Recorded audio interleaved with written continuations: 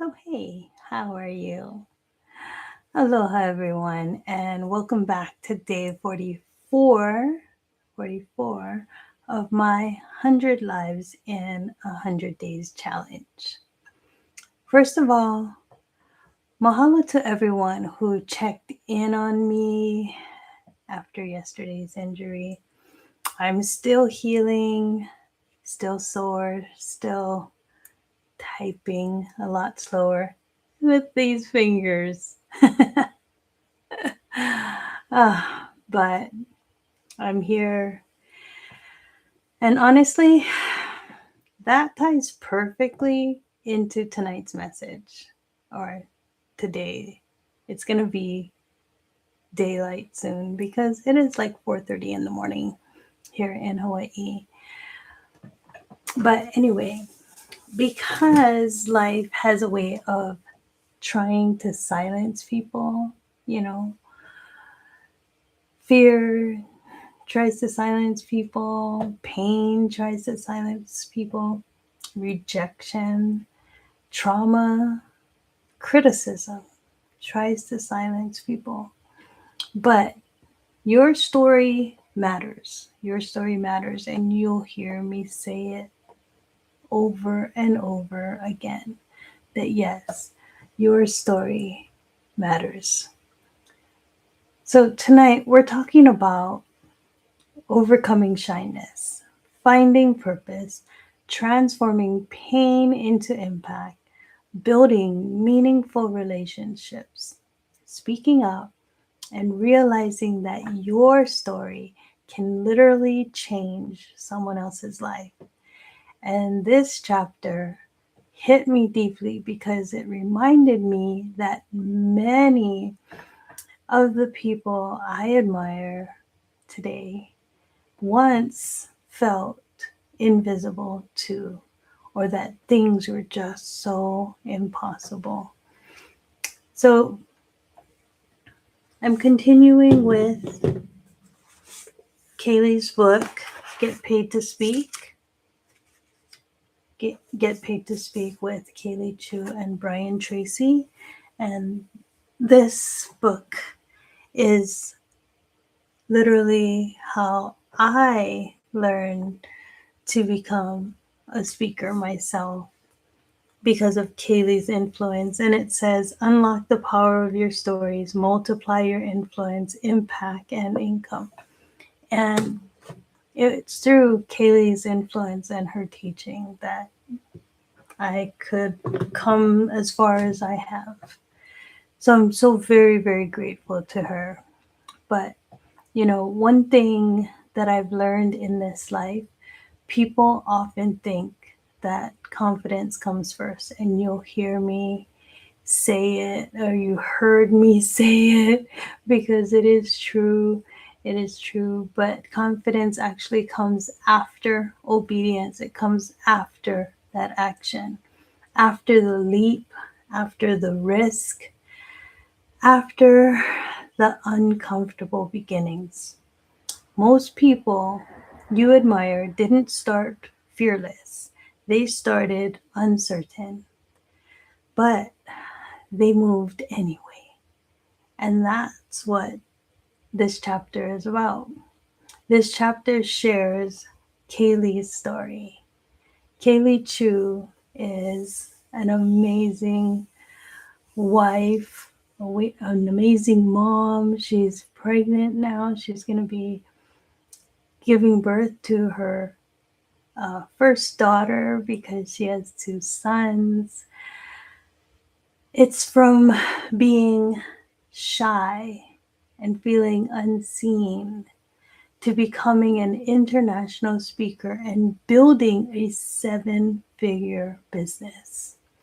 She is working at becoming the kindest billionaire. And I have to tell you, there was one time where she was holding those plaques, the $1,000,000 plaque or whatever. I forgot what it was. But anyway, I congratulated her on that million. And then she said, she texted me back and she was like, thank you. I don't talk about it much, but it's been a couple million.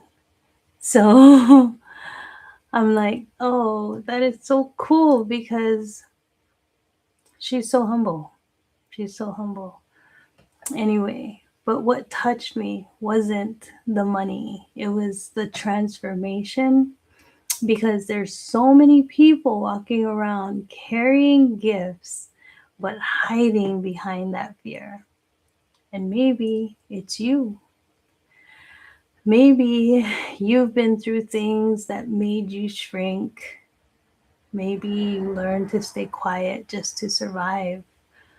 Maybe you've been overlooked at work, dismissed, misunderstood, judged, or rejected, or silenced.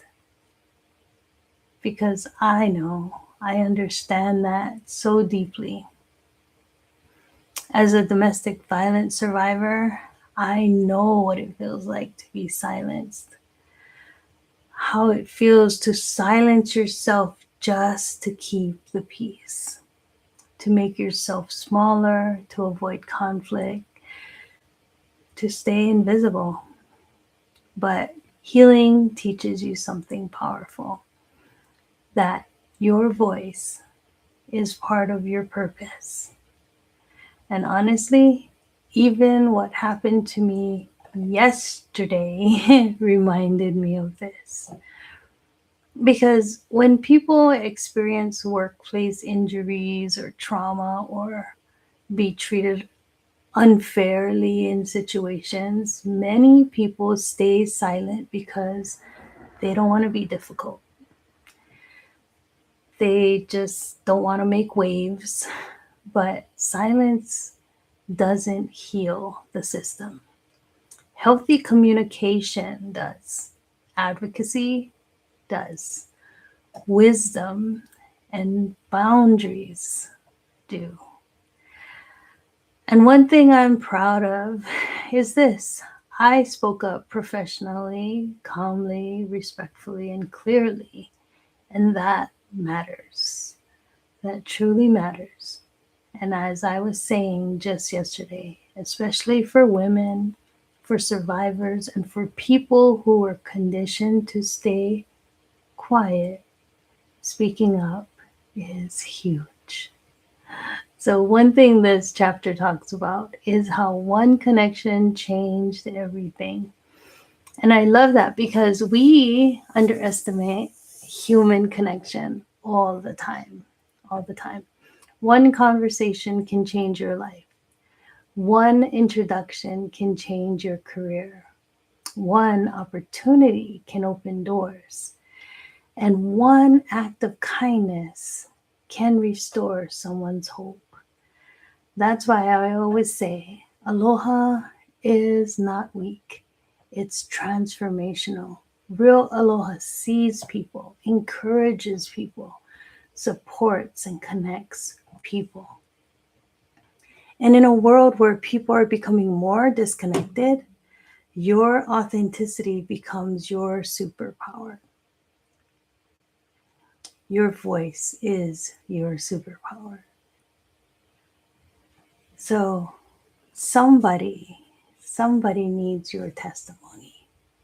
Not the polished version, not the perfect version, but the real version. The version that shows where you struggled. The version where you doubted yourself.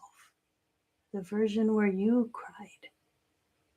the version where you almost gave up, because that is what people are connected to. People connect to humanity. And the truth is that your pain may become the bridge that helps someone else survive theirs. So, purpose is not always glamorous. Sometimes purpose looks like this: showing up tired, showing up injured, showing up uncertain, but showing up healing, and still choosing to encourage others anyway. That is purpose. Purpose says, I may be hurting, but I refuse to stop shining. And I believe God wastes nothing, nothing. Not the pain, not the setbacks, not the detours or delays. He can use it all. Definitely can use it all. So tonight, I want to encourage somebody. Stop waiting until you feel ready and become ready through action.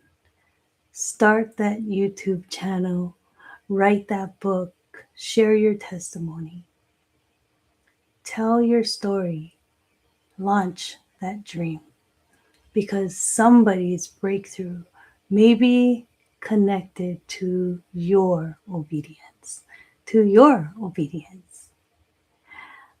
If tonight's message encouraged you, I want you to do 3 things.